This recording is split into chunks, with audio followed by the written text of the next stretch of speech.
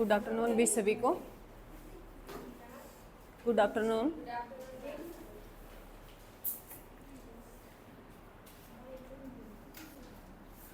आज का हमारा टॉपिक है अभी पॉवर्टी, निर्धनता। निर्धनता क्या होती है अभी? बातें नहीं भाई, बातें नहीं।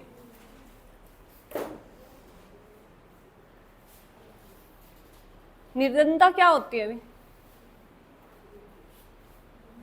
गरीबी, निर्धनता, ये आर्थिक समस्या है या सामाजिक समस्या है?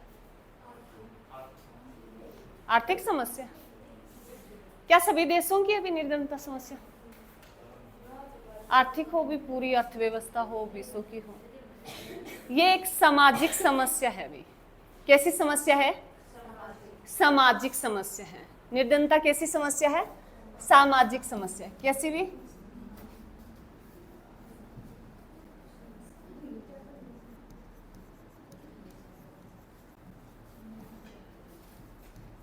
समस्या। कैसी समस्या है? सामाजिक समस्या, ना कि ये आर्थिक समस्या है। अलग अलग समाज के अलग अलग जो इसको हम कई तरीके से मापते हैं भी। जो अपनी दैनिक आवश्यकताओं को पूरा नहीं कर सकता, जो जीवन की न्यूनतम आवश्यकताओं को पूरा नहीं कर सकता। न्यूनतम आवश्यकता होती है भी, जैसे रोटी, कपड़ा, मकान।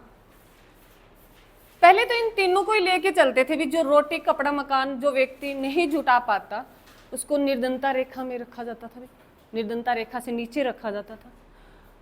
उसके बाद एक 86वां संविधान संशोधन हुआ था जो 2002 में हुआ था, जिसमें 2 शब्द और जोड़ दिए गए थे भी, एक शिक्षा और एक स्वास्थ्य भी। एक शिक्षा और स्वास्थ्य भी 2 शब्द जोड़े गए। अब कितने हो गए भी? 5 हो गए भी। जो अपने न्यूनतम जीवन में जो इन 5 की प्रबंध नहीं कर सकता वो निर्धनता रेखा से नीचे माना जाता है। किन किन से भी? रोटी, कपड़ा, मकान, शिक्षा और स्वास्थ्य भी। जो इनसे वंचित रह जाता है उसको निर्धनता रेखा से नीचे माना जाता है। लिखे भी मीनिंग।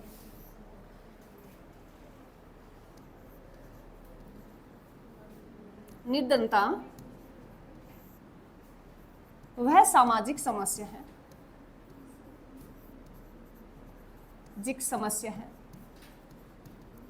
समस्या है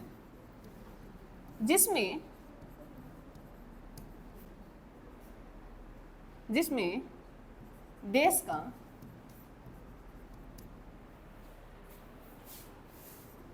व्यक्तिगत वर्ग अपनी मूलभूत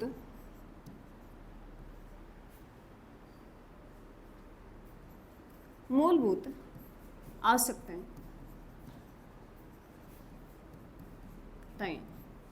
या न्यूनतम आवश्यकताएं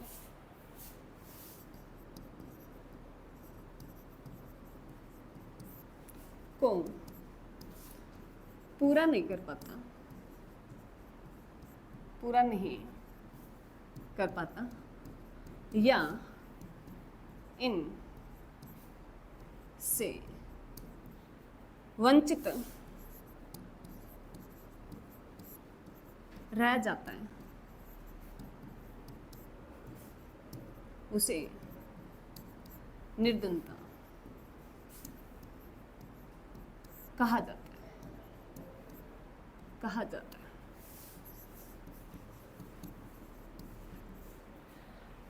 जो न्यूनतम और मूलभूत आवश्यकताएं कौन कौन सी है अभी बताया? मूलभूत आवश्यकताएं कौन कौन सी है?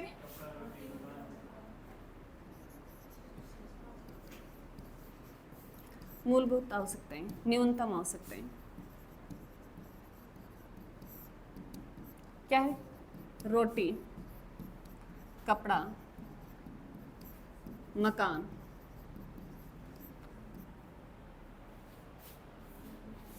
ये तो पहले जब हम निर्धनता को मापते थे तब ये 3 लेके चलते थे, 3 वस्तुएं।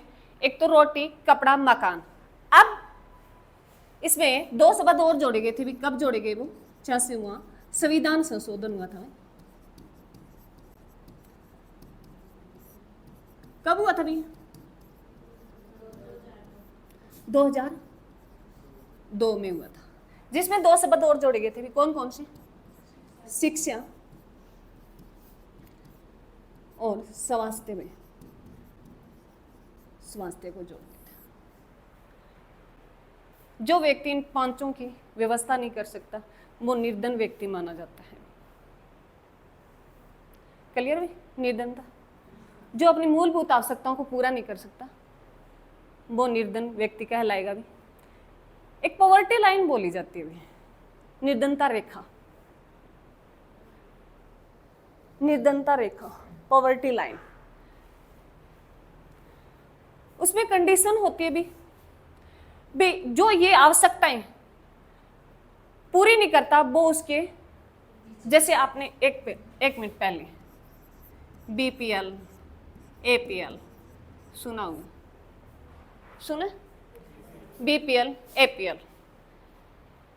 बीपीएल में जो बिलो पॉवर्टी लाइन, जो उस लाइन के नीचे है वो बीपीएल में आते हैं, और अबो पॉवर्टी लाइन जो उस लाइन के ऊपर आता है वो जो निर्धनता से ऊपर होता है भी, वो अपनी मूलभूत आवश्यकताएं पूरी कर सकता है।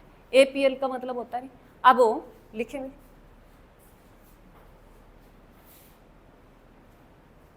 पॉवर्टी लाइन लिखें।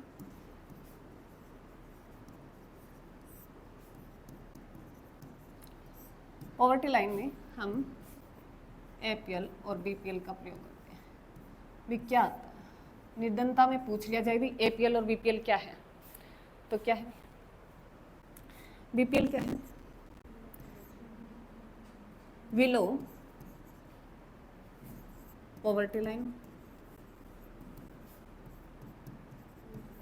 और एपीएल क्या है? अबो पॉवर्टी लाइन। बीपीएल क्या है? क्या है? बिलो पॉवर्टी लाइन, जो उस रेखा से कंडीशन रखी होती है, उस रेखा से नीचे जो आते हैं उसको बीपीएल कहा जाता है, और इस रेखा से ऊपर आता है उनको एपीएल कहा जाता है। एपीएल क्या है? अबो पॉवर्टी लाइन भी, और बीपीएल क्या है? बिलो पॉवर्टी लाइन में, जो उस रेखा से नीचे जो अपनी मूलभूत आवश्यकताएं पूरी नहीं कर सकता। मूलभूत आवश्यकताएं भी कौन कौन सी हैं? रोटी, कपड़ा, मकान, शिक्षा और स्वास्थ्य भी। अब उनको मापने के लिए विधियां दी गई थी।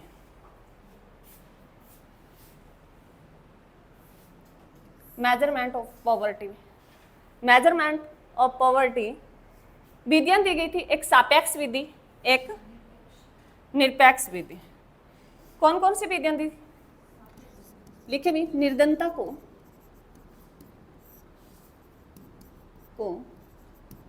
मापने की विधियां भी, विधियां दो है। फर्स्ट है सापेक्ष निर्धनता, दूसरी है निरपेक्ष निर्धनता।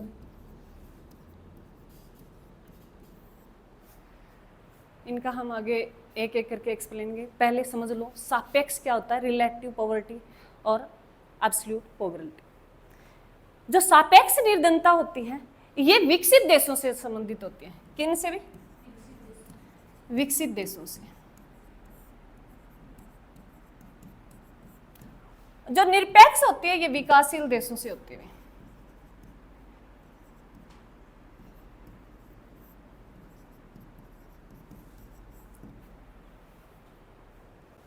जो सापेक्ष होती है वो विकसित देशों से होती है भी। ये विकसित देश ये आय की तुलना करते हैं, ये एक देश दूसरे देश की आय की तुलना करते हैं, प्रति व्यक्ति आय कितनी है, आय की तुलना करते हैं। सापेक्ष में हम आय को लेके चलेंगे, आगे इनका पूरा अध्ययन करेंगे। निरपेक्ष में हम जो मूलभूत अपनी दैनिक जो रोजी रोटी है वो पूरी नहीं कर रहा, वो निरपेक्ष में ये विकासशील देशों के लिए होती है। सापेक्ष में किसको लेके चलते हैं? सापेक्ष में आय के विभिन्न स्तरों को, एक देश से दूसरे देश की तुलना की जितनी आय को लेके, और निरपेक्ष में हम जो मूलभूत हमारी आवश्यकताएं हैं उनको लेके हम करेंगे आगे आगे जैसे रिलेटिव पॉवर्टी, सापेक्ष, सापेक्ष निर्धनता क्या होती है लिखें।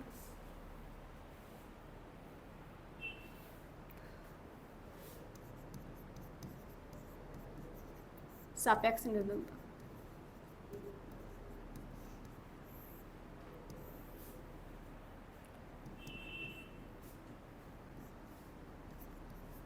सापेक्ष निर्धनता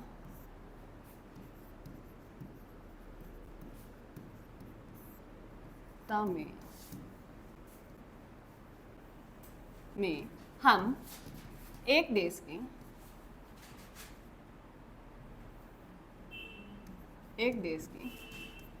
दूसरे देश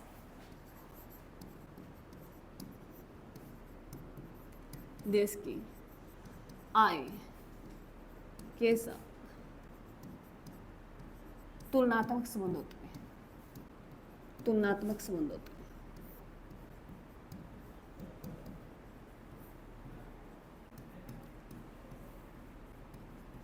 सापेक्ष निर्धनता किन की होती है? विकसित देशों की होती है। अगर पूछा जाए विकसित देशों की निर्धनता को किस में मापते हैं? सापेक्ष निर्धनता में मापते हैं। विकासशील देशों की निर्धनता को किस में मापते हैं? निरपेक्ष निर्धनता में मानते हैं। जो सापेक्ष, इसमें हम आय को लेते हैं भी। सापेक्ष निर्धनता में हम एक दूसरे की देश की आय को लेते हैं भी, प्रति व्यक्ति आय उनकी कितनी है। जैसे बताएं भारत की प्रति व्यक्ति आय कितनी है? पीछे जिक्र किया ना, कितनी है प्रति व्यक्ति आय? भारत की कितनी है? भारत की प्रति व्यक्ति आय कितनी है? अगर डॉलर में करें तो कितनी है?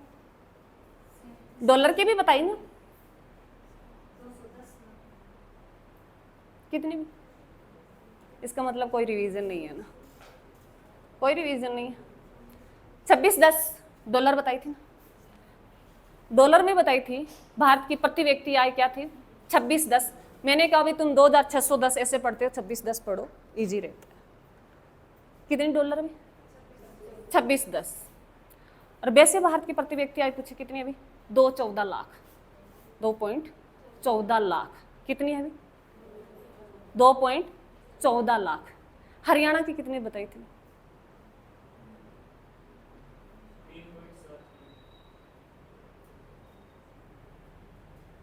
ये तो जीडीपी थी, भारत की जीडीपी थी। 3.73 ट्रिलियन डॉलर भारत की जीडीपी थी। जो अब भारत जीडीपी में कौन से नंबर पे पहुंच गया है? 5वें नंबर पे। किन को पछाड़ के भी? यूके। पहली जो 4 अर्थव्यवस्थाएं जो हमसे ऊपर है वो कौन कौन सी है? यूएसए, चीन और जर्मनी, जापान में। हरियाणा की कितनी है? 2.39 लाख। 2.39 लाख ये हरियाणा की है। सबसे ज्यादा कौन से राज्य की प्रति व्यक्ति आय है? ये भी बात मैंने बताई थी। सबसे ज्यादा प्रति व्यक्ति आय कौन से राज्य की है? गोवा की। कहां की है भी? गोवा की है। और सबसे ज्यादा जीडीपी में योगदान देने वाला राज्य भी महाराष्ट्र। क्लियर है? क्लियर? जो सापेक्ष निर्धनता वो किन को मापती है? विकसित देशों की निर्धनता को मापती है। और ये आय को लेके चलती है, ना कि मूलभूत आवश्यकताओं को लेके चलती है।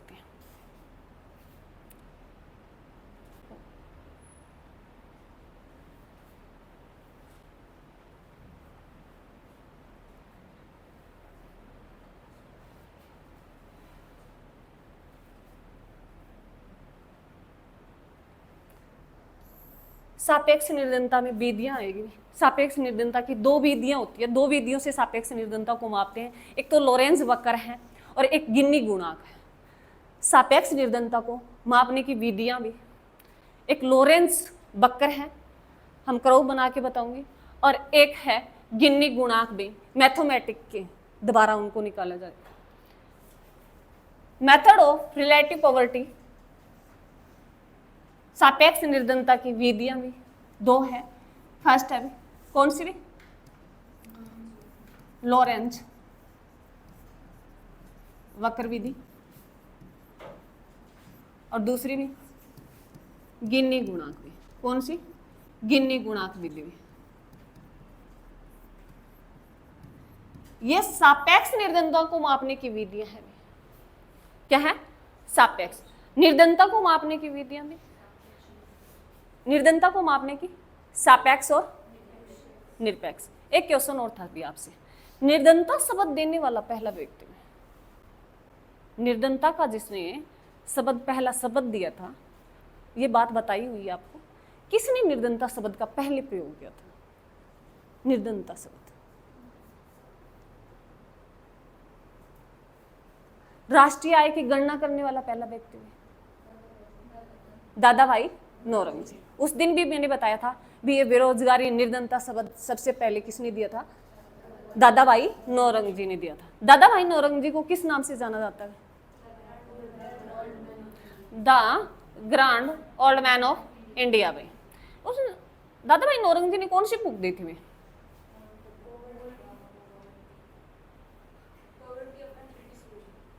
हाँ पॉवर्टी, पूरा प्रॉपर बताएंगे। लड़कों से आवाज नहीं आ रही भी, लड़कियां लड़कियां बोल रही है, क्या इनको ही चाहिए भी, आपको जॉब नहीं चाहिए, मुस्कुरा रही। देखिए आगे देख, आगे आएगा लॉरेंज वक्र में, ये इसको देने वाला था, पहले तो ये लिखे लॉरेंज वक्र विधि का प्रयोग कब किया गया, 1905 में किया गया है। इसका प्रयोग 1905 में किया गया। इसका प्रयोग करने वाला था मैक्स ओ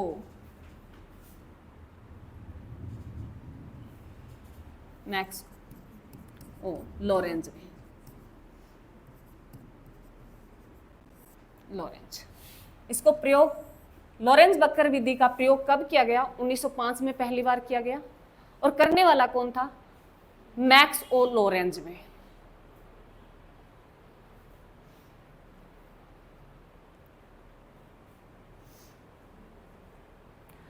जो लॉरेंज वक्र है ये आय की समानता और असमानता को दर्शाता है। जो लॉरेंज वक्र है यह आय की समानता और असमानता को दर्शाता है। किन की समानता और असमानता को दर्शाता है, आय की। आय की जो विषमता होती है उसमें समानता कितनी है, असमानता कितनी है, वो लॉरेंज वक्र विधि द्वारा उनका वर्णन किया। लॉरेंज वक्र विधि का प्रयोग कब किया गया भाई, पहली बार 1905 में किया। किसने किया भाई, मैक्स ओ लॉरेंज में। उसी के नाम पे इसका लॉरेंज वक्र नाम रखा गया था। लॉरेंज वक्र एक 90 डिग्री पे, ये था भी, ऐसे बॉक्स में एक लाइन बनाएगी, ये 45 डिग्री कोण पे, यहां जनसंख्या को लिया गया, जनसंख्या के संचयी आंकड़े लिए थे, और यहां आय से संबंधित संचयी आंकड़े लिए थे, बारंबारताएं ली थी।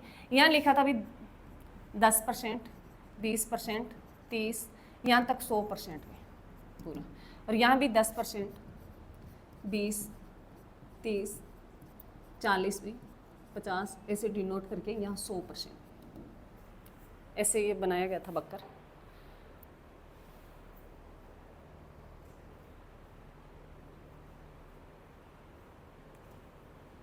लॉरेंज वक्र क्या दिखाता है, क्या बताता है, आय की समानता और असमानता का वर्णन करता है।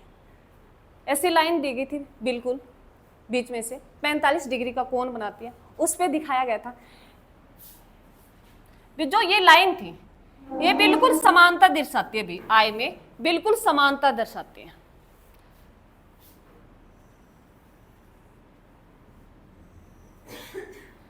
ये ए देश है और ये बी देश है, ये ए देश है और बी देश है।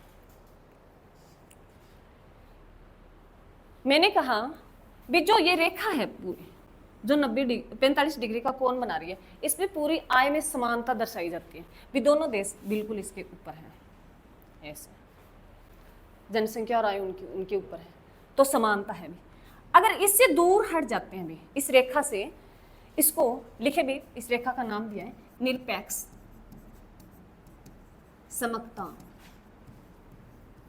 रेखा।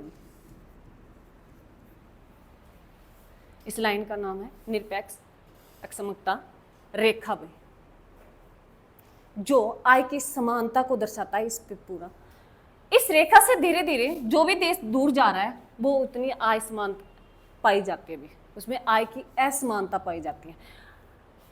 इससे जितनी वो दूर जाता जा रहा है उसमें उतनी असमानता बढ़ती जा रही है, उसमें उतनी असमानता बढ़ती जा रही है।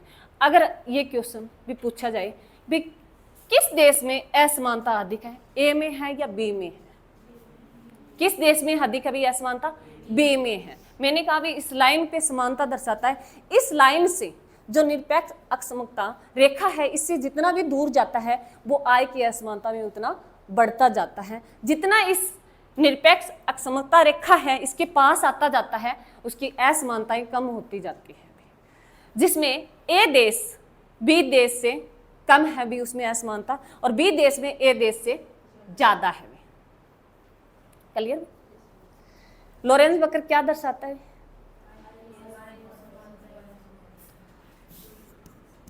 आय में समानता और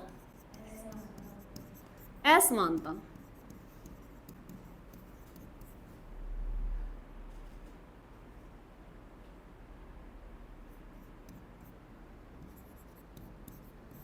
दर्शाता है। क्लियर भी? यहां तक किसी को डाउट भी? क्लियर है? इसको लॉरेंस वक्र को लेके ही आगे गिनी गुणांक ने इसे मेथड विधि में बदल दिया था। उन्होंने मैथ से उससे संबंधित किया गिनी गुणांक। पहले तो ये देखिए गिनी गुणांक कब दिया भी? गिनी गुणांक ये इटली के 1912 में इसका दिया गया था भी गिनी गुणांक को। इसको देने वाला इटली के संख्याक थे,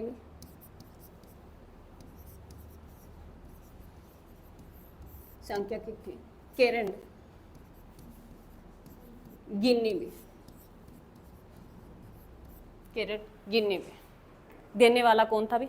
सांख्यिकी थे इटली के केरन गिन्नी में। सांख्यिकी आता है भारत में राष्ट्रीय सांख्यिकी दिवस कब बनाया जाता है? क्वेश्चन आया था, बताया था। राष्ट्रीय सांख्यिकी दिवस कब होता है?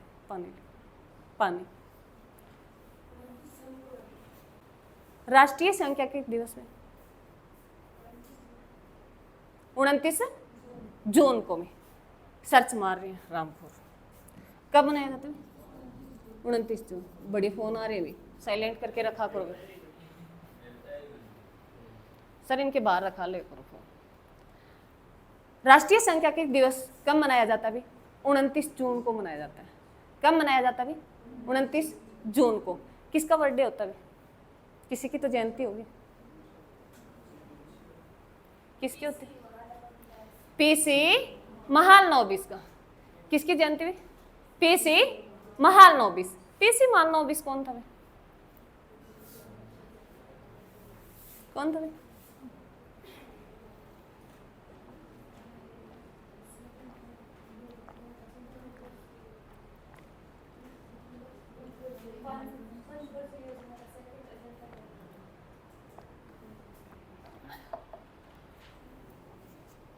उससे पहले तो कुछ और भी किया था उन्होंने। सेकंड पंचवर्षीय योजना देने वाला, एजेंडा तैयार करने वाला पीसी महालनोबिस थे, कोई शक नहीं, सही है। उससे पहले कुछ किया था।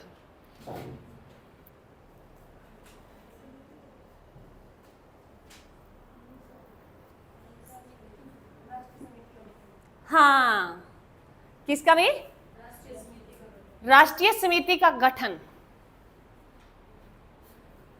जो पहले उनके क्या थे? ये अध्यक्ष थे। कौन थे? पीसी महालनोबिस, जिनका जयंती होती है 29 जून को। उस 29 जून को हम सांख्यिकी, राष्ट्रीय सांख्यिकी दिवस के रूप में बनाते हैं। क्लियर भी? क्लियर?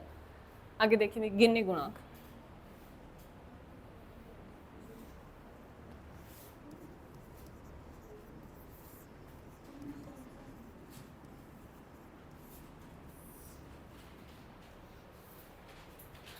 गिनी गुणांक का मैंने कहा भी ये लॉरेंज बकर ने तो उन्होंने बकर बना के बताया था, इन्होंने उसको मेथड में बदल दिया था। उन्होंने बताया था भी कितनी असमानताएं पाई जाती है, भी कितने परसेंट हो, कितनी हो। उन्होंने गिनी गुणांक कब आया? भी 1912 में आया। देने वाला कौन? अभी इटली के क्रेडे गिनी ने दिया है, जो कौन थे भी इटली के संख्याकिक थे। कौन थे? संख्याकिक थे। उन्होंने बताया था भी इसको 0 और 1 के बीच बताया था भी जो 0 के जितने पास आता है, दोबारा बना रही हूं मैं लॉरेंज बकर, ये था 100% और इधर से 100%। ये 0 वाली लाइन है जो 45 डिग्री वाली है ना, ये 0 वाली। इससे जितने भी यहाँ 1 तक होता है, इससे जितना दूर जाता है 0 के वो जितने पास आता है उसकी असमानता उतनी कम होती जाती है। और 0 से जितना दूर जाता है, जैसे 0 से 1 मिनट, मैंने कहा कि अगर वो 0 पे है तो उसमें बिल्कुल इक्वलिटी है, समानता है। अगर वो 1 पे है तो बिल्कुल असमानता है, प्रॉपर तरीके से असमान है। तो अगर मान लो ए कोई देश है और ये बी देश है, अगर ए देश की 0.2 है और बी देश की 0.80 है, तो कौन सा देश में सबसे ज्यादा असमानता है?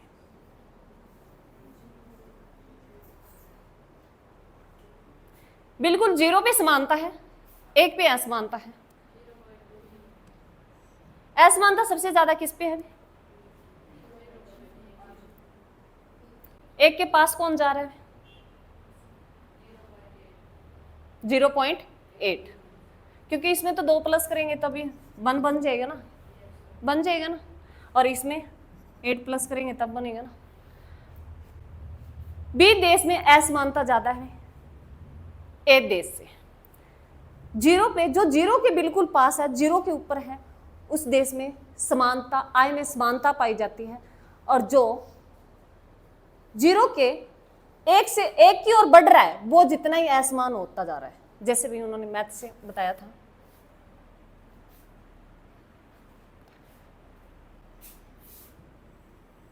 भी कैसे पता करें जी? ये छायांकित भाग है आपका,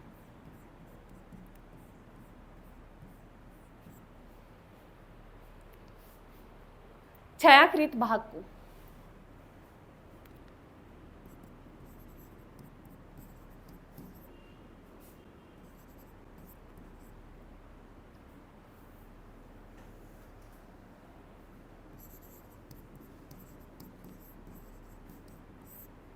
भाग को ऊपर लिखा जाता था भी कितना है, कितनी असमानता, भी प्रॉपर पता कैसे चलेगा? छायांकित भाग को लिख के उससे जो बाकी का पूरा एरिया था उससे भाग दिया जाता। कितना है? 100% है। कितना है? 100%। सपोज करें भी 2 है, सपोज करें छायांकित भाग है 2 है, 100 से देंगे कितना हो गया? कितना होगा?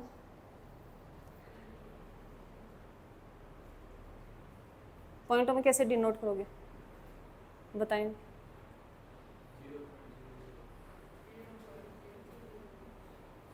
जीरो 0.00 तो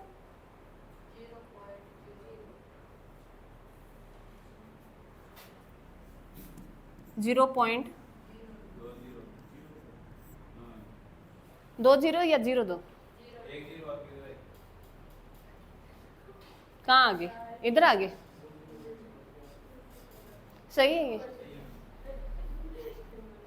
अरे तुम ऐसे भी तो कर सकते हो ना उसको भी, 1 ये पॉइंट हटा के 1 ही लगाया जाता है, यही होता है।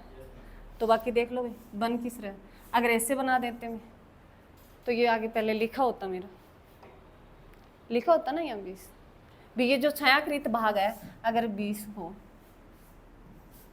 और मैंने कह दिया भी 100 से भाग दे, तो 0 से 0 ऐसे भी काट सकते हैं और सीधा करें तो पॉइंट लग जाएगा। पॉइंट ही लगाना है, 2 जितने 0 होते हैं उतने डिजिट छोड़ के पॉइंट ही लगाना होता है। Yes clear?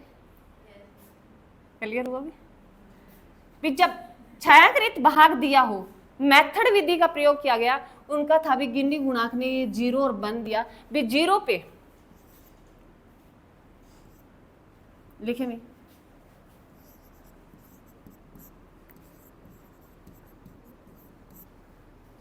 जब किसी व्यक्तिगत जो आय 0, जब किसी देश की लिख लोगे, देश की लिखो, जब किसी देश की आय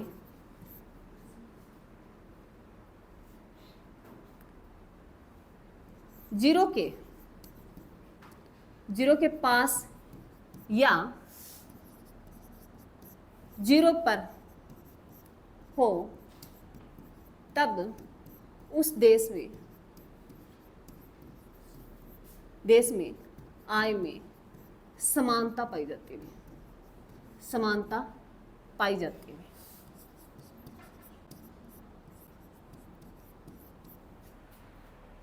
जब किसी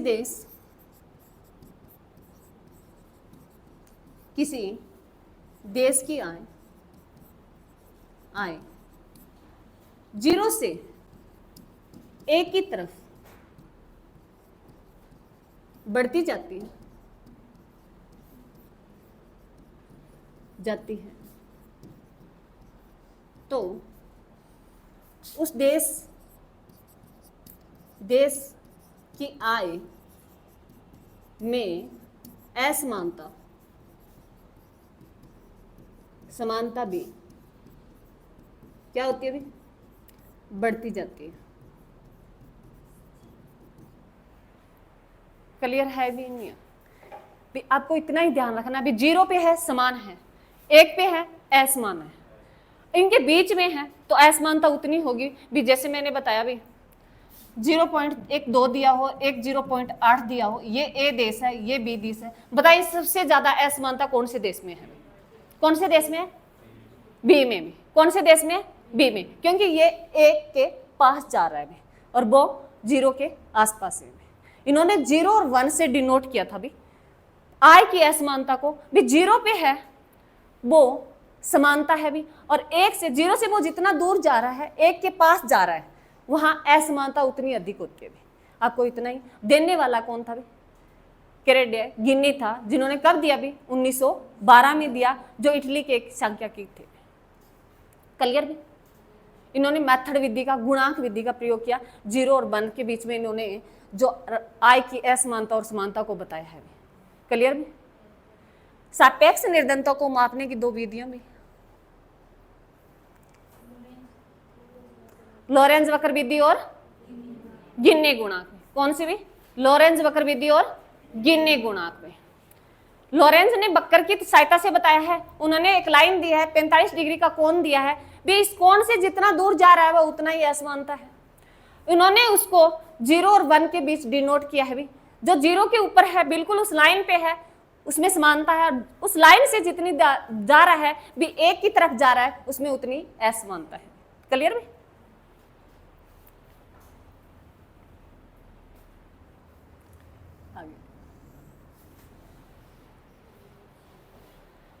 एब्सोल्यूट पॉवर्टी, निरपेक्ष निर्धनता।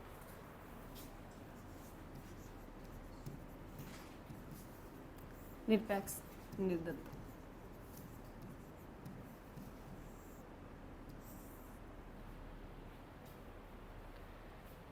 निरपेक्ष निर्धनता किन देशों की जाती है? विकासशील देशों में। भारत में कैसी निर्धनता किससे मापा जाता है? निरपेक्ष निर्धनता से मापा जाता है। लिखें, निरपेक्ष निर्धनता वह निर्धनता है जिसमें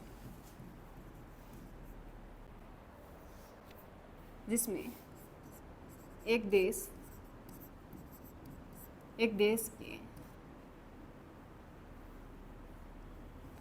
के व्यक्तियों की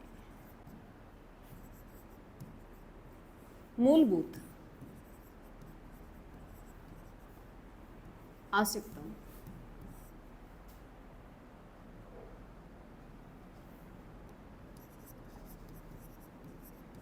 आवश्यकता,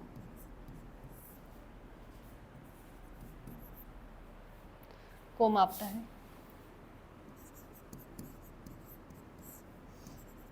मूलभूत आवश्यकताएं बताइए कौन सी है? रोटी, कपड़ा, मकान, और क्या भी? शिक्षा, स्वास्थ्य। ये दो शब्द कब जोड़े गए थे? शिक्षा और स्वास्थ्य को।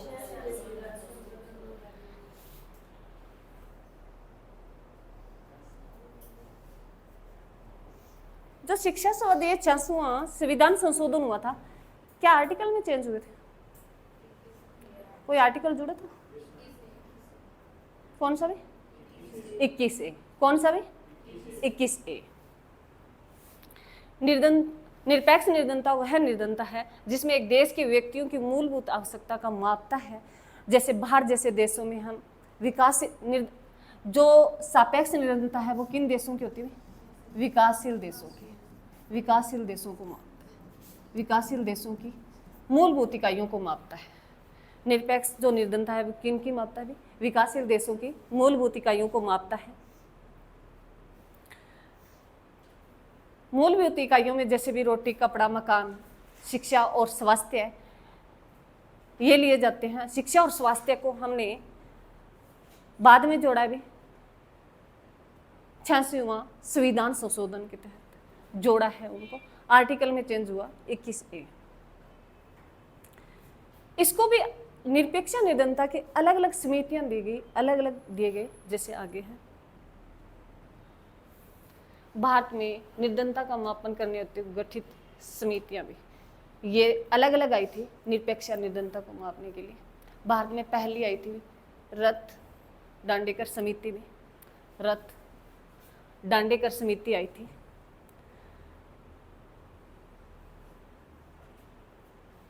एक जो निर्धनता होती है वो कैलोरी में, कई बार सुना आपने, कैलोरी में मापी जाती है, कैलोरी में मापी जाती है।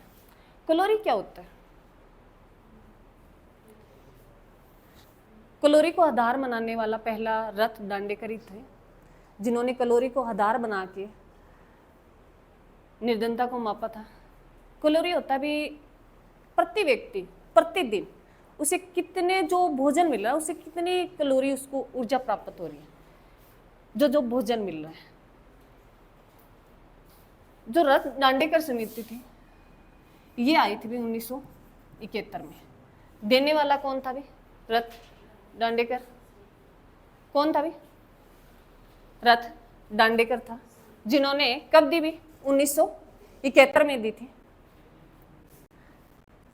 रथ दांडेकर ने पहली बार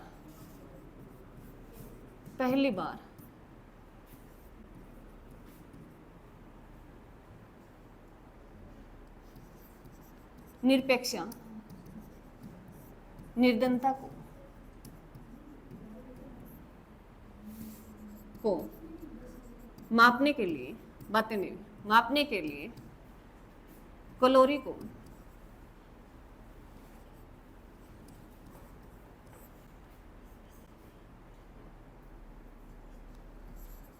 कैलोरी आधार बनाया था, आधार बनाया था। उन्होंने कहा था कि ग्रामीण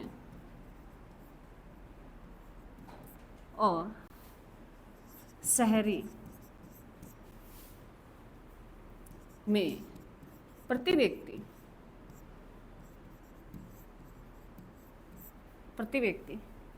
प्रतिदिन 2250 कैलोरी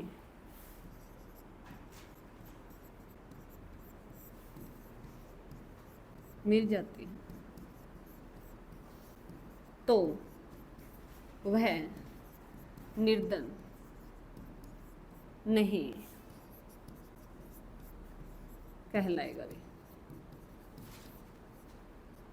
निर्धन नहीं कहलाएगा। जिनको 2250 कैलोरी प्रति व्यक्ति प्रतिदिन ले लेता है, शहरी या ग्रामीण दोनों भी बताया था, अगर इससे कम मिलती है तो वो निर्धन रेखा में माना जाएगा, वो निर्धन व्यक्ति माना जाएगा। जिनको 2250 कैलोरी भोजन नहीं मिल रहा तो वो निर्धन में माना जाएगा। उन्होंने सारा पहले भोजन को उठाया था, उन्होंने कैलोरी में ऊर्जा, उन्होंने ऊर्जा कैलोरी का आधार होता है भी, ऊर्जा उसको पूरी नहीं मिल रही तो उसको अगर वो पूरा नहीं कर पाता है तो वो निर्धन माना जाएगा। ठीक है भाई। दे कब भी 1971 में इसने कैलोरी को आधार बनाया। कितनी कैलोरी भी? 2250 में। क्लियर भी?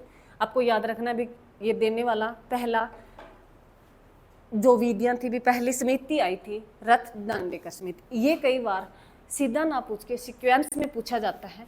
ये भी जो निर्धनता को मापने वाली जो समितियां थी वो पहले कौन सी आई और बाद में कौन सी आई, इनका सीक्वेंस पूछा जाता है। पहली थी रथ दांडेकर समिति जो 1971 में आई थी और इन्होंने कैलोरी को आधार बनाया था और 2250 कैलोरी ली जो शहरी और ग्रामीण के लिए इक्वली ली थी। दूसरी है भी वाई के अलग समिति भी, ये 1977 में आई थी भी,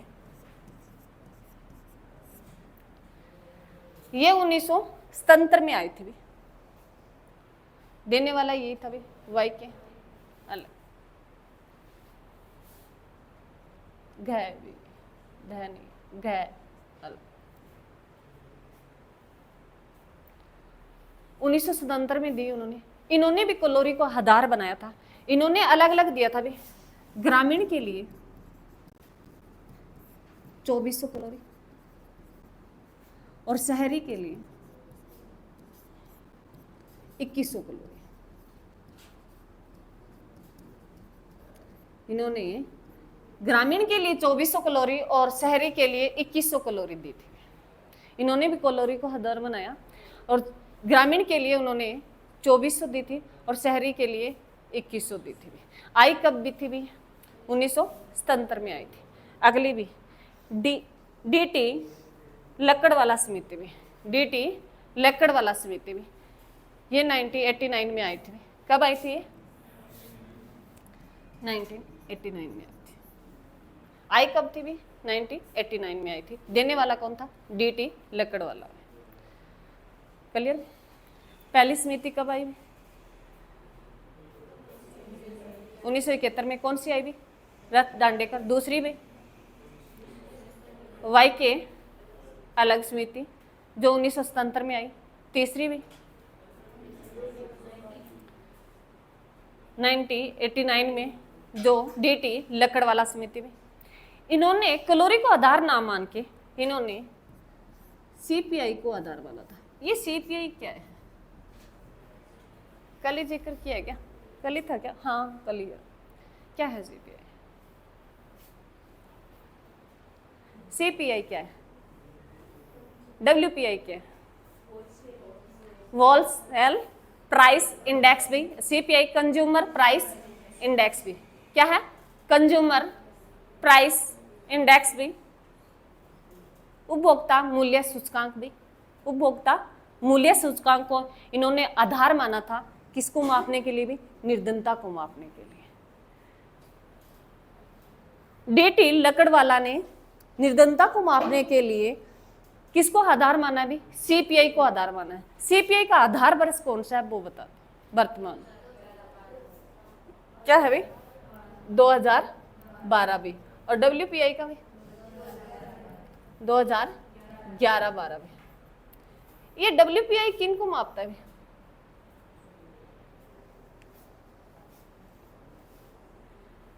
ये थोक मूल्य को लेता है।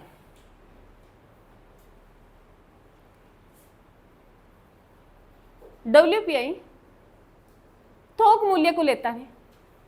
और थोक मूल्य मैंने कल भी बताया भी, थोक मूल्य मतलब जैसे मान लो कोई बड़ा है भी दुकानदार है, उससे जो छोटे छोटे दुकानदार है वो लेके जा रहे हैं सामान, उपभोक्ता उनसे लेके जा रहा है। जो थोक मूल्य बताया ये किनको? वस्तुओं के मूल्य को डिनोट करता है। किनको? वस्तुओं के मूल्य को। और सीपीआई वस्तुओं और सेवाओं दोनों को मूल्य को डिनोट करता है। डीटी लकड़वाला समिति ने कहा था भी सीपीआई को आधार मान के चलें और इन्होंने ग्रामीण क्षेत्र से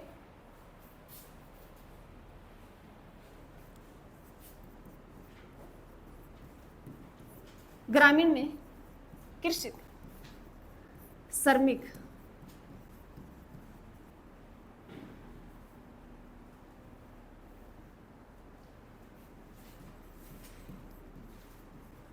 श्रमिक के मूल्य को लिया था और शहर से इन्होंने औद्योगिक श्रमिक इनके मूल्य को लेके उन्होंने सीपीआई को आधार माना था। सीपीआई को आधार मानने वाला कौन था भाई? जो निर्धनता को मापने वाला, जिन्होंने सीपीआई को आधार माना था, कौन था भाई? डीटी लक्कड़वाला था। कौन था? डीटी लक्कड़वाला था। उन्होंने ग्रामीण से कृषक जो किसान होता है उनकी जो श्रमिक जो मूल्य होता है उनको लिया, और जो शहर में औद्योगिक श्रमिक होता है उनके मूल्य को लेके उन्होंने माना। पर ये जो समिति थी ये इतनी सक्सेस नहीं हो पाई भी, इस पे एक बार भी निर्धनता को नहीं मापा गया था। ये इतनी सक्सेस नहीं हो पाई क्योंकि आंकड़े जुटाना बहुत मुश्किल होता है।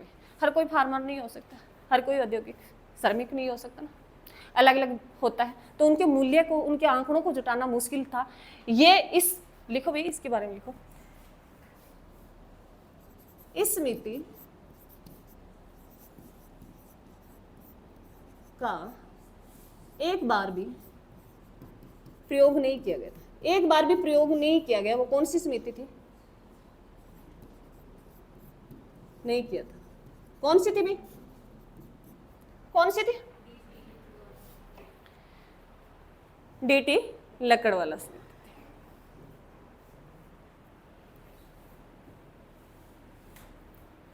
आगे है तेंदुलकर समिति। तेंदुलकर समिति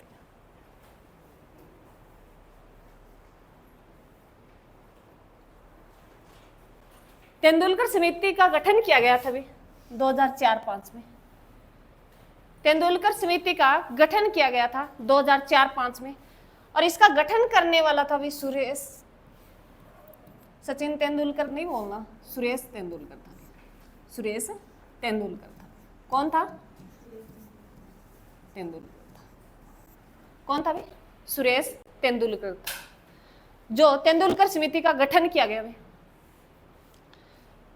4-5 में, इन्होंने अपनी 8-9 में रिपोर्ट दे दी थी भाई।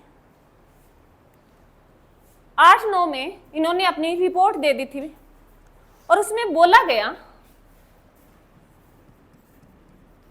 भी ग्रामीण क्षेत्र में जो व्यक्ति 816 रुपए प्रति मासिक कमा रहा है,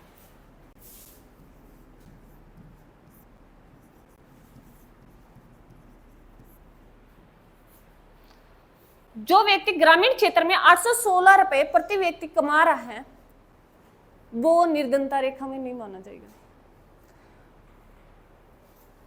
816 को 30 से भाग देना भी, एक दिन का कितना आता है? ये प्रति व्यक्ति है भी, कितना आता है? एक दिन का कितना आता है? शहर के लिए, शहरी क्षेत्र के लिए बोला था भी 1000 रुपए।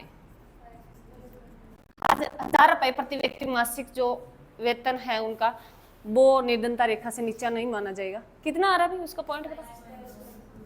27.2। और इसका भी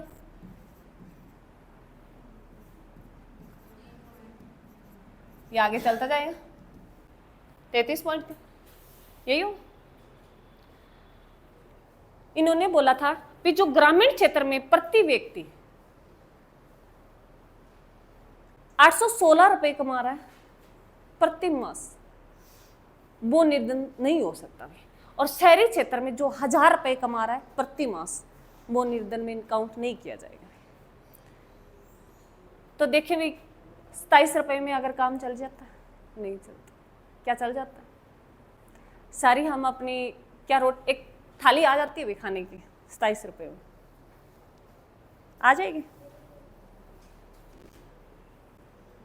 नहीं बन सकती। ये था भी, आपको इतना ध्यान रखना है भी, जो तेंदुलकर समिति थी वो कब आई, इसका गठन था भी 4-5 में गठन। इसने रिपोर्ट कब सौंपी थी भी 8-9 में। जो सुरेश तेंदुलकर थे इस समिति को देने वाले थे। इन्होंने ग्रामीण क्षेत्र के, क्या हो गया, ग्रामीण क्षेत्र के लिए उन्होंने बोला भी 816 रुपए जो प्रति व्यक्ति मासिक जो कमा रहा है वो निर्धन नहीं हो सकता। और शहरी क्षेत्र के लिए कितना बोला था? शहरी क्षेत्र के लिए जो 1000 रुपए प्रति मास कमा रहा है वो निर्धन नहीं हो सकता। आपको पैसे से ध्यान रखने भी, ग्रामीण के लिए कितना बोला और शहर के लिए कितना बोला, ठीक है। आगे उसके बाद आती है भी रंगराजन समिति आती है।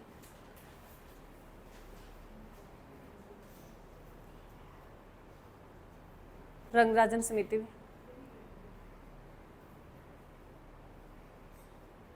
रंगराजन समिति, ये रंगराजन कौन है? जिक्र तो पहले भी हुआ है, कौन है ये? आरबीआई के पूर्व गवर्नर है भी। रंगराजन कौन है? आरबीआई के पूर्व गवर्नर थे, जिन्होंने रंगराजन समिति का गठन कब किया गया? 8-9 में समिति का गठन किया गया और इन्होंने 11-12 में अपनी रिपोर्ट दे दी थी। इन्होंने इसका गठन किया गया, इस समिति का 8-9 में इस समिति का गठन किया गया और इन्होंने 11-12 में अपनी रिपोर्ट दे दी थी। इनके हिसाब से जो ग्रामीण क्षेत्र हैं,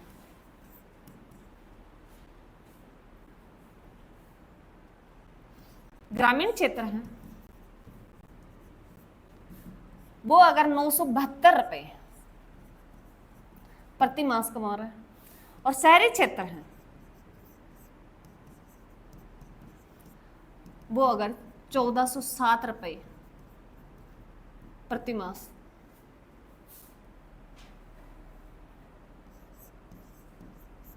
प्रति मंथ या कमा रहा है, वो निर्धन नहीं हो सकता। तेंदुलकर ने ये कहा था भी ग्रामीण में जो 816 रुपए कमा रहा है वो गरीब नहीं हो सकता। शहरी के लिए उन्होंने 1000 रुपए बताए थे, और रंगराजन ने ग्रामीण क्षेत्र में 972 रुपए बताए हैं, और शहरी क्षेत्र के लिए 1407 रुपए बताए थे। ये समिति कब आई भी? 8-9 में आई। रिपोर्ट कब दी भी? 11-12 में दी।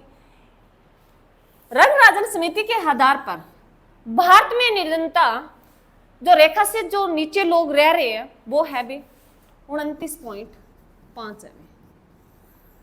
रंगराजन समिति के आधार पर वर्तमान में भारत में जो निर्धन लोग रह रहे हैं वो 29.5 है। 5% जनसंख्या भारत की गरीब है। 29.5%। किसकी रिपोर्ट के आधार पे? रंगराजन समिति के आधार पर। और तेंदुलकर समिति थी, इसके आधार पर 21.9% भारत में निर्धनता है। भारत में निर्धनता। और रंगराजन के हिसाब से कितनी है अभी? 29.5% है। 29.5% है। आगे है भी वर्ष 2015 में नीति आयोग।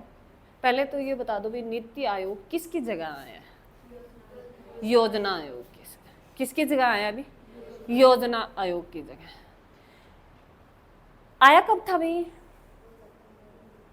2015 में, 1 जनवरी 2015 को आया है। लिख लो भी नीति आयोग की स्थापना कब हुई? भी 1 जनवरी 2015 को हुई।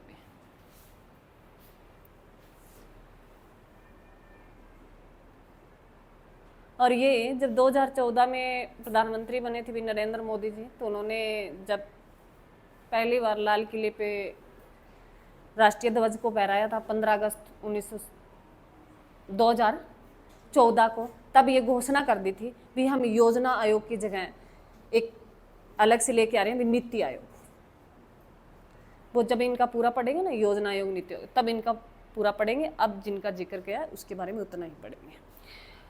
जो 2015 में नीति आयोग आया, 1 जनवरी 2015 को, नीति आयोग का अध्यक्ष कौन होता है? प्रधानमंत्री। जो वर्तमान में प्रधानमंत्री होता है वही उनका अध्यक्ष होता है। वर्तमान में प्रधानमंत्री कौन है भी? नरेंद्र मोदी जी। जो नीति आयोग के क्या है भी? अध्यक्ष। लिखे भी नीति आयोग के, अगर पूछ लिया जाए भी नीति आयोग के 2000 अध्यक्ष कौन होता है भी? कौन होता है भी? प्रेजेंट पीएम होता है। प्रेजेंट पीएम होता है। वर्तमान में जो प्रधानमंत्री होता है अब कौन है भी? नरेंद्र मोदी है, तो नरेंद्र मोदी है। इसके एक उपाध्यक्ष भी होता है। जब ये नीति आयोग आया था 1 जनवरी 2015 को, तब भी नरेंद्र मोदी थे भी अध्यक्ष। तो उपाध्यक्ष कौन थे? उपाध्यक्ष कौन थे भी? कौन थे? लिखे भी अरविंद पंगड़िया।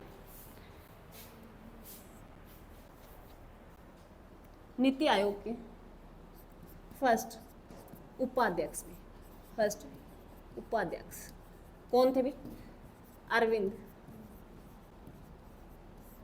पंगड़िया भी। पंगड़िया, अरविंद पंगड़िया। वर्तमान में अरविंद पंगड़िया 16वें वित्त आयोग के अध्यक्ष बना दिए गए भी। जो नीति आयोग के पहले उपाध्यक्ष थे कौन थे भी? अरविंद पंगड़िया, जिनको वर्तमान में 16वें वित्त आयोग के अध्यक्ष के रूप चुना गया है। जिनको 16वें वित्त आयोग का अध्यक्ष पूछा जाए कौन है? 16वें वित्त आयोग का अध्यक्ष कौन है? अरविंद पंगड़िया ने। और जब नीति आयोग आया तो उनके पहले उपाध्यक्ष कौन थे भी? अरविंद पंगड़िया। कौन थे? अरविंद पंगड़िया। इन्होंने ही निर्धनता को मापने के कि अब नीति आयोग डिसाइड करेगा भी निर्धनता को मापने का। अरविंद पंगड़िया ने ये बोला था, जो नीति आयोग के पहले उपाध्यक्ष थे, इन्होंने कहा, अरविंद पंगड़िया ने ये कहा भी अब से निर्धनता जो है वो कौन मापेगा भी? नीति आयोग। इनके जो आंकड़े जारी कौन करेगा भी? नीति आयोग। वो ही बताएगा भी कितनी निर्धनता है। समझ में आया भी? नीति आयोग कब आया भी? 1 जनवरी 2015 को आया। और इनके पहले अध्यक्ष पूछे नरेंद्र मोदी, जो वर्तमान में भी वही है। उपाध्यक्ष पूछे पहले अरविंद पंगड़िया। अरविंद पंगड़िया के बाद सेकंड आए थे भी राजीव। थर्ड है अब वर्तमान में जो उपाध्यक्ष कौन है भी? सुमन बेरी। कौन है भी? सुमन बेरी। कौन है? सुमन बेरी। वर्तमान में नीति आयोग के उपाध्यक्ष सुमन बेरी है। नींद आ रही है? क्लियर? क्लियर? कब आया अभी नीति आयोग? 2015 को भी। कब आया? 1 जनवरी 2015 को। पहले अध्यक्ष भी नरेंद्र मोदी। वर्तमान में कौन है अभी? वर्तमान में कौन है अध्यक्ष? नरेंद्र मोदी। पहले उपाध्यक्ष भी अरविंद पंगड़िया, जिनको अब किसका अध्यक्ष बनाया गया अभी? 16वें वित्त आयोग का। कौन सा अभी? 16वें वित्त आयोग का। किसका भी? 16वें वित्त आयोग का। इन्होंने ये कहा था अरविंद पंगड़िया ने भी अब निर्धनता का जो आंकड़ा है वो नीति आयोग देखेगा। क्लियर है? और वर्तमान में इसके उपाध्यक्ष कौन है नीति आयोग के? सुमन बेरी। निर्धनता के संबंध में कुछ महत्वपूर्ण तथ्य हैं। लिखा है भारत में सर्वप्रथम निर्धनता का मापन 67-68 में किसने किया था? दादा भाई नौरंगजी ने किया था। किसने किया था? दादा भाई नौरंगजी ने। और 67-68 में ही पहली बार भारत में राष्ट्रीय आय की गणना की गई थी?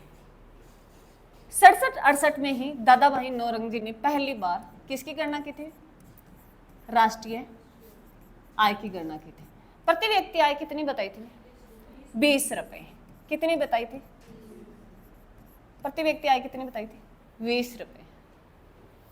और अब प्रति व्यक्ति आय कितनी है अभी भारत की? भूल बड़ी जल्दी जाते हो ना। कितनी है? ये तो 20 में मापी जाते हैं ना जब देश की है। अगर भारत की पूछे अब कितनी है? 2.14 लाख हुई। कितनी है प्रति व्यक्ति आय? 2.14 लाख हुई। और हरियाणा की 2.39 2.39 लाख हुई। कितनी है? 39 लाख। क्लियर भी? अगली है भी, स्वतंत्रता के पश्चात निर्धनता का भारत में सर्वप्रथम मापन बीएस मिन्हास द्वारा किया गया था। स्वतंत्रता के पश्चात, कब भी? स्वतंत्रता के पश्चात पहली बार किसने इसका मापन किया था? बीएस मिन्हास द्वारा किया गया था।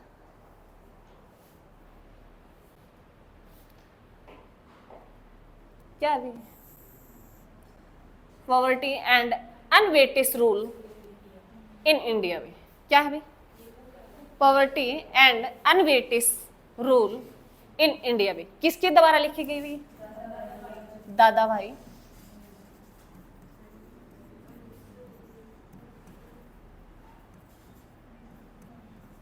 नौरोजी। दादा भाई नौरोजी को किस नाम से जाना जाता है? The grand old man of India.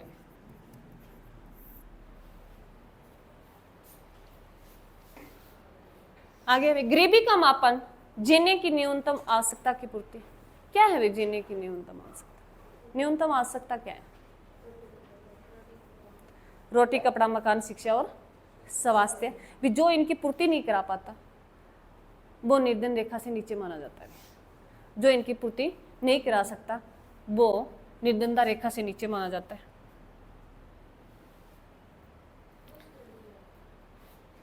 बस ये रिपीट ही हो रहे हैं, अब तो रिवीजन हो जाएगा। देखिए भाई, वैज्ञानिक मापन थे। पहला कौन सा था भाई? रथ दांडेकर समिति, जो कब आई है? 1971 में आई है। क्या किसका इसने आधार बनाया था? कैलोरी को। किसको बनाया था? कितनी बनाई थी? 2250, जो शहरी और ग्रामीण के लिए ये रही कैलोरी, जो 2250 प्रति व्यक्ति प्रतिदिन आधार माना था। शहरी और ग्रामीण दोनों में एक जैसा ही माना था। अध्यक्ष बीएम रथ, जो नीलकांत दांडेकर थे भी इसकी इस समिति के अध्यक्ष थे दोनों। उसके बाद है भी वर्तमान में भारत में निर्धनता का आंकलन प्रति 5 वर्षों में उपयोग व्यय के आधार पर अनएसएसओ द्वारा किया जाता है। एक तो ये अनएसएसओ क्या है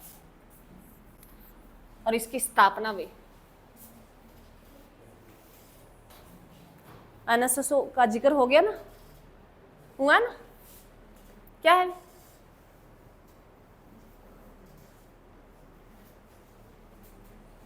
नेशनल सिंपल सर्वे ऑर्गेनाइजेशन।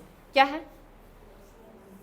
नेशनल सिंपल सर्वे ऑर्गेनाइजेशन। स्थापना कब हुई है उसकी?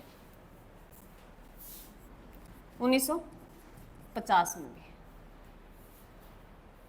अनएसएसओ और सीएसओ को, सीएसओ किसका मापन करता है? जो सेंट्रल स्टैटिस्टिकल ऑर्गेनाइजेशन। किसका मापन करता है? राष्ट्रीय आय का मापन करता है। राष्ट्रीय आय का मापन करता है। वर्तमान में कौन करता भी राष्ट्रीय आय का मापन? अनएसएसओ और सीएसओ को मर्ज कब किया गया? पहले तो इसकी स्थापना बताएंगे। कब आई? 2 मई 1951 में। कब आया इसकी स्थापना भी? 2 मई 1951 में। इसकी फुल फॉर्म भी सेंट्रल स्टैटिस्टिकल ऑर्गेनाइजेशन में। इन दोनों को मर्ज करके अनएसओ आया है। जो कब आया है, प्रॉपर डेट 23 मई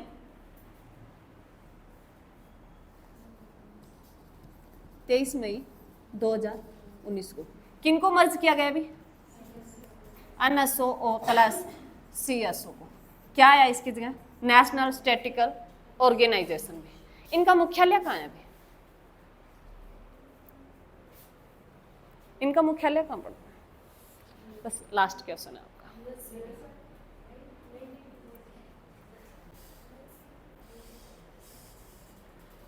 देश से बाहर है क्या, कहाँ पड़ता है इनका मुख्यालय, नई दिल्ली में। इनका हेडक्वार्टर कहाँ है अभी, नई दिल्ली में। कहाँ है इनका हेडक्वार्टर, नई दिल्ली में।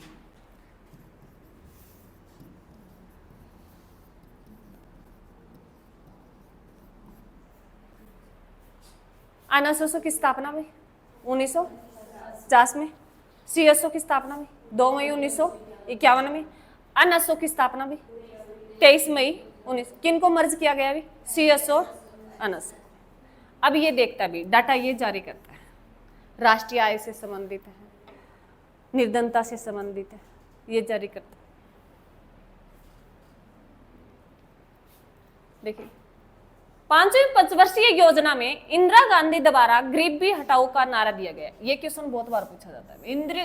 जो गरीबी हटाओ का नारा कौन सी पंचवर्षीय योजना में दिया गया था, 5वीं में। और किसने दिया था भाई, इंदिरा गांधी ने, क्योंकि उस टाइम ये प्रधानमंत्री थी। क्या थी, प्रधानमंत्री थी। गरीबी हटाओ का नारा किस योजना में दिया गया अभी, 5वीं पंचवर्षीय योजना में। किसने दिया अभी, इंदिरा गांधी ने। 5वीं पंचवर्षीय योजना का मुख्य उद्देश्य है गरीबी क्या था भी, निवारण पर बल देना। भी गरीबी पे ज्यादा फोकस किया गया था उस टाइम उस योजना में। कई योजना भी आई थी। गरीबी निवारण कार्यक्रम का शुभारंभ 6ठी पंचवर्षीय योजना के दौरान किया गया था तथा पहले कार्यक्रम के रूप में 2 अक्टूबर 1980 में समिति ग्रामीण विकास कार्यक्रम जो IRDP का शुभारंभ किया गया था। गरीबी को मिटाने वाला जो पहला कार्यक्रम कौन सा आया था, यह आया था समिति ग्रामीण विकास कार्यक्रम, जो कब आया था 2 अक्टूबर 1980 को आया। 2 अक्टूबर खास क्यों होता है, किसका जन्मदिन होता है, महात्मा गांधी का जन्मदिन 2 अक्टूबर को। कब आया था भी, पहला कार्यक्रम कब आया, 2 अक्टूबर 1980 में। किसके लिए आया था, गरीबी निवारण के लिए। इस कार्यक्रम को 1 अप्रैल 1999 में स्वर्ण जयंती ग्राम स्वरोजगार योजना में परिवर्तित कर दिया था। किसको परिवर्तित किया था, IRDP को। किसको परिवर्तित कर दिया था इसको, 1 अप्रैल 1999 में जो 2 अक्टूबर 1980 को जो कार्यक्रम आया उसको किसमें कर दिया था, स्वर्ण जयंती ग्राम स्वरोजगार योजना में भी। किसमें कन्वर्ट किया, IRDP की। पहले तो आप बताएं,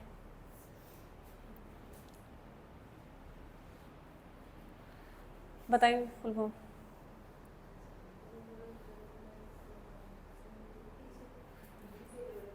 बताएं,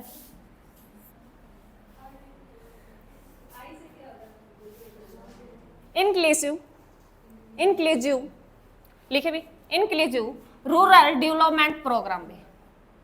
क्या होगा भाई, इंक्लूसिव रूरल डेवलपमेंट प्रोग्राम भी। क्लियर भाई।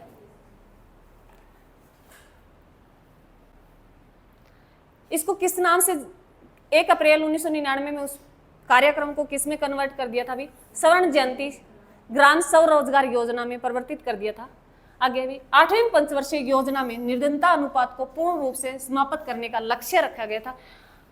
ये जब योजना पढ़ेंगे ना, अब तो क्योंकि इनका सीरियल बताने लगी तो फिर ज्यादा हो जाएगा, तो इतना ही देख लो भी 8वीं पंचवर्षीय योजना में जो गरीबी को, निर्धनता का अनुपात को पूर्ण समाप्त करने का लक्ष्य कब रखा गया था, 8वीं पंचवर्षीय योजना में रखा गया था।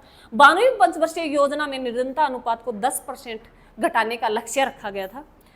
NSO के द्वारा निर्धनता को आंकलन की विधियां ये इतनी खास नहीं है, ये खास नहीं। ये अब इतना इनका प्रयोग भी नहीं होता, अब अनसुसो लेता है, सीधे आंकड़े देता है। अभी इन सालों में तो निधनता के कोई आंकड़े भी नहीं आए, प्रॉपर कोई आंकड़े नहीं दिए।